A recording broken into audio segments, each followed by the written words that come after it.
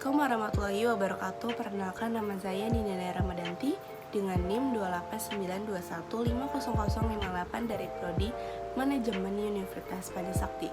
Pada video ini saya akan menjelaskan tentang pola organisasi dan kepemimpinan toko buku Gramedia Cabang Cinere Depok untuk memenuhi ujian akhir semester mata kuliah perilaku organisasi.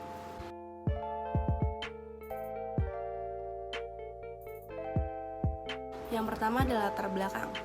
Definisi organisasi sering dirumuskan sesuai kepentingan dan tujuan penelitian serta tergantung pada konteks dan perspektif keilmuan dari seseorang yang merumuskannya. Terdapat puluhan atau bahkan mungkin lebih mengenai definisi organisasi. Organisasi sendiri selain dipandang sebagai wadah kegiatan orang, juga dipandang sebagai sebuah proses, yaitu menyoroti interaksi di antara orang-orang yang menjadi anggota organisasi.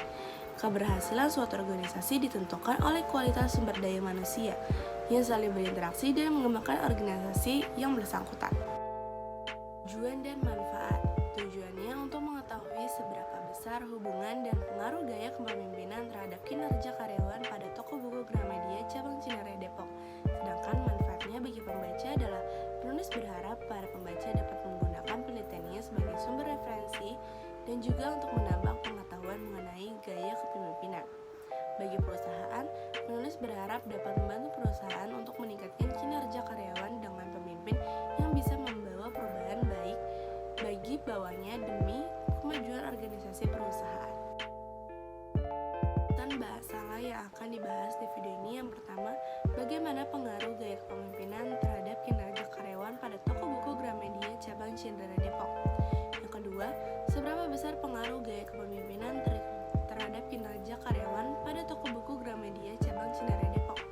Yang ketiga, bagaimana hubungan antara gaya kepemimpinan terhadap kinerja karyawan pada toko buku Gramedia Cabang Cinere Depok. Bahasan yang ada pada video ini, yang pertama ada kepemimpinan, yaitu ada pengertian kepemimpinan, syarat-syarat kepemimpinan, ciri-ciri kepemimpinan.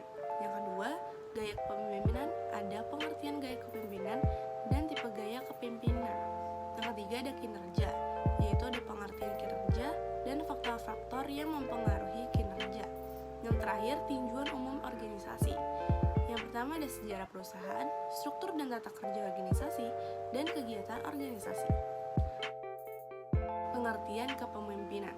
Kepemimpinan adalah suatu kemampuan untuk mempengaruhi orang lain untuk mengerjakan tugas sesuai dengan perintah yang direncanakan.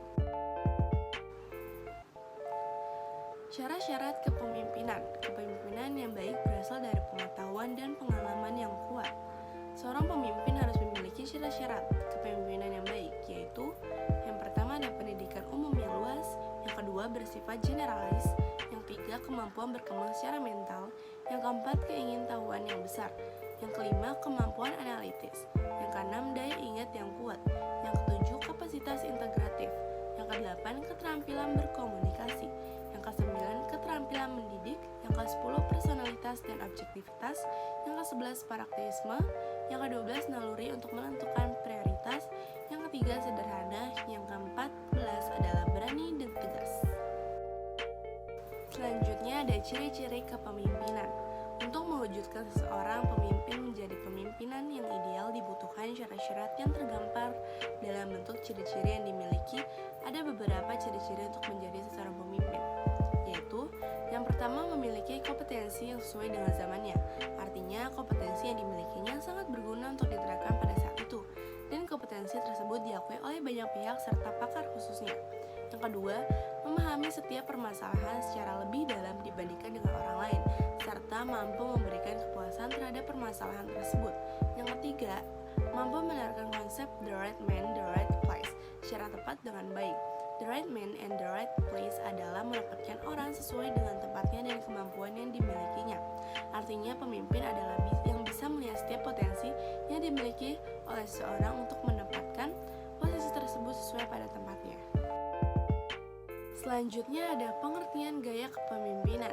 Gaya kepemimpinan merupakan bentuk nyata dari seseorang pemimpin dalam bersikap, berkomunikasi, dan berinteraksi dengan orang lain dalam mempengaruhi orang untuk melakukan sesuatu. Gaya tersebut bisa berbeda-beda atas dasar motivasi, kuasa, ataupun orientasi terhadap tugas atau orang tertentu. Selanjutnya ada tipe gaya kepemimpinan. Gaya kepemimpinan tersebut merupakan dasar dalam mengklasifikasikan tipe kepemimpinan. Gaya kepemimpinan memiliki 3 pola dasar, yaitu yang pertama, gaya kepemimpinan yang berpola pada kepentingan pelaksanaan tugas. Yang kedua, gaya kepemimpinan yang berpola pada pelaksanaan hubungan kerjasama. Yang ketiga, gaya kepemimpinan yang berpola pada kepentingan hasil yang dicapai.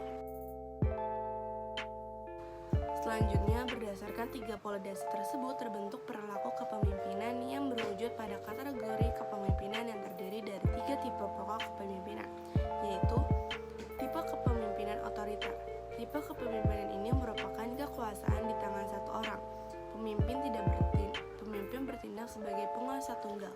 Kedudukan tugas anak sebuah mata hanya sebagai pelaksanaan kekuasaan, perintah, dan bahkan kehendak pimpinan. Yang kedua, tipe kepemimpinan kendali bebas. Tipe kepemimpinan ini merupakan kebalikan dari tipe kepemimpinan otoriter. Pemimpin berkeduduk sebagai simbol kepemimpinan dijalankan dengan memberikan kebebasan penuh pada orang yang dipimpin dalam mengambil keputusan dan melakukan kegiatan menurut kehendak dan kepentingan masing-masing, baik secara perorang maupun kelompok-kelompok kecil. Yang ketiga, tipe kepemimpinan demokratis. Tipe kepemimpinan ini merupakan manusia sebagai faktor utama dan terpenting dalam setiap kelompok atau organisasi. Pemimpin memandang dan menempatkan orang-orang yang dipimpin sebagai subjek yang memiliki kepribadian dengan berbagai aspeknya. Seperti dirinya juga, kepemimpinan demokratis adalah pemimpin yang aktif, dinamis, dan terarah.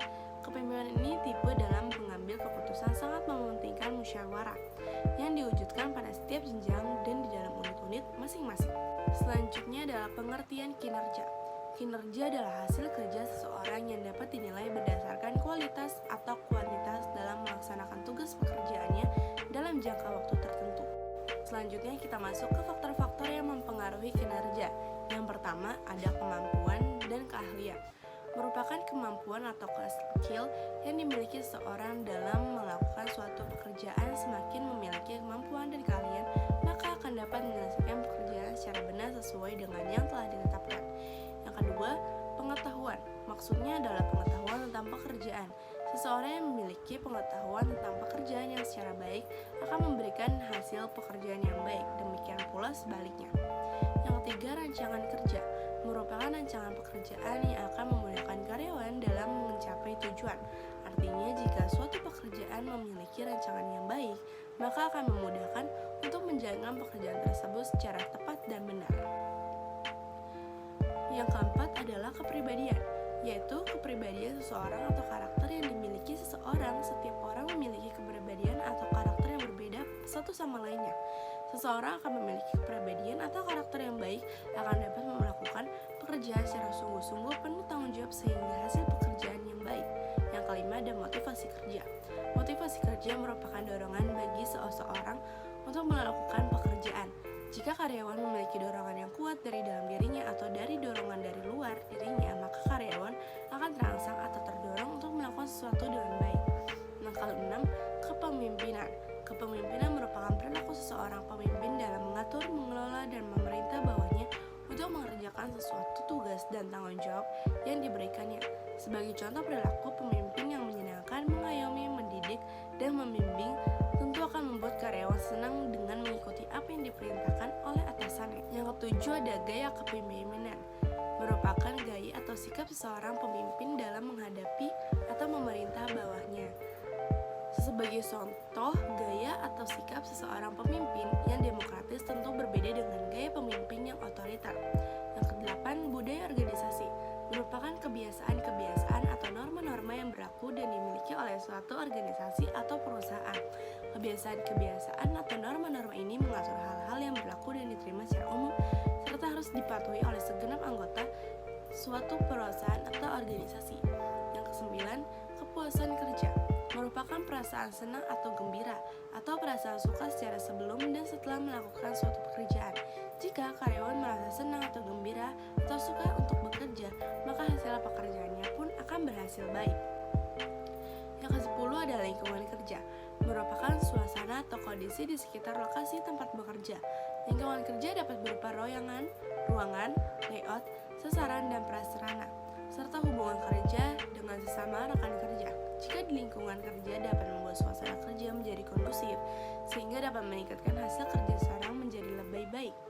Yang ke-11 ada loyalitas, merupakan kesetiaan karyawan untuk tetap bekerja dan membela perusahaan di mana-mana. Di mana tempatnya bekerja, kesetiaan ini ditunjukkan dengan terus bekerja sungguh-sungguh, sekalipun perusahaan dalam kondisi yang kurang baik. Yang ke-12 ada komitmen, merupakan kepatuhan karyawan untuk menjalankan kebijakan atau peraturan perusahaan dalam bekerja. Komitmen juga diartikan kepatuhan karyawan kepada janji-janji yang telah dibuatnya, atau dengan kata lain, komitmen merupakan kepatuhan untuk menjalankan kesepakatan yang telah dibuat. Selanjutnya kita masuk ke sejarah perusahaan.